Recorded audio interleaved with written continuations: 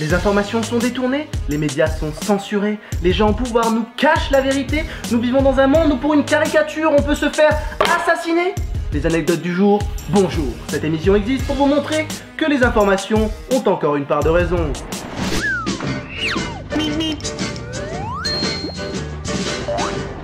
Bien le bonjour chers auditeurs. Aujourd'hui, l'heure est grave. La France a peur.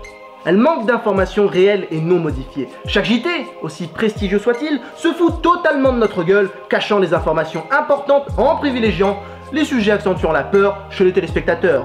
Vous avez peur? C'est normal. La télé est là pour ça. Vous avez envie de vous détendre avec des sujets pas forcément pertinents, mais réels? C'est normal. Et je suis là pour ça. Eh franchement, je me gaffe pas trop, est-ce que l'émission c'est pas de la tuerie franchement?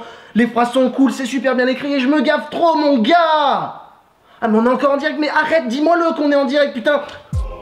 Place à la première anecdote. Première anecdote.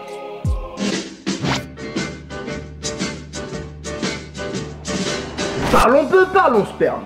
Un homme lambda lors d'une copulation dite lambda, que ce soit dans une chambre à l'Elysée ou en PLS à l'arrière d'une Twingo, éjacule une quantité variable entre 2 et 5 ml de sperme, soit l'équivalent d'une cuillère à café.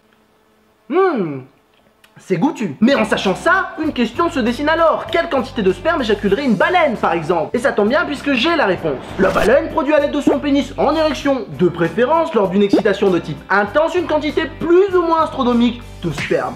1800 litres pour être précis, soit 43 fois la quantité d'eau présente dans le corps humain. Ce qui est en soi pas négligeable. D'ailleurs, est-ce que vous voulez un petit verre de lait? Ou encore peut-être du fromage blanc ce coup-ci, je sais pas, non? Toujours pas? Bon bah ça en fera encore une fois plus pour moi hein. C'est toujours aussi goûtu.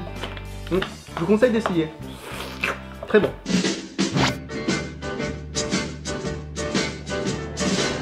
L'univers a cette particularité non négligeable d'être infini.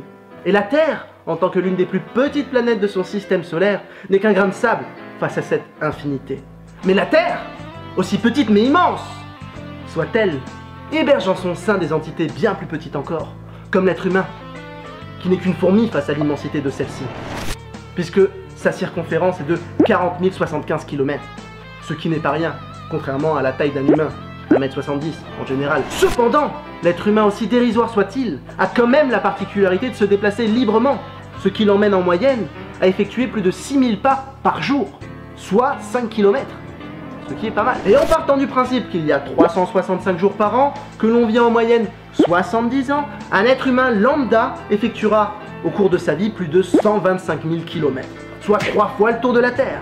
On fait peut-être pas tous le tour du monde en 80 jours, mais 3 fois le tour de la Terre en 70 ans, c'est easy, j'ai envie de dire.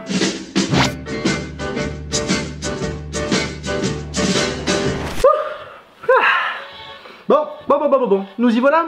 Je sais pas ce que ça va donner, j'ai jamais rappé, c'est la première fois que j'essaye, c'est le premier texte que j'écris.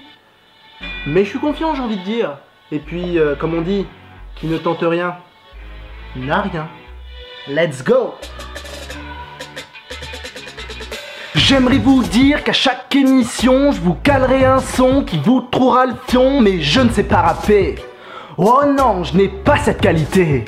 Franchement, je suis comme je suis, personne ne me connaît. J'avance sur YouTube, content mes abonnés, mais je compte bien percer. Oh oui, j'en ai la volonté. Clairement, aujourd'hui j'ai essayé de vous conter 2 anecdotes respirant la qualité. Demain j'essaierai de réitérer afin d'en améliorer la qualité. J'ai encore plein d'histoires à vous conter, donc restez pas trop loin de vos PC. Les mois qui suivront marqueront mon ascension dans cette grande récréation.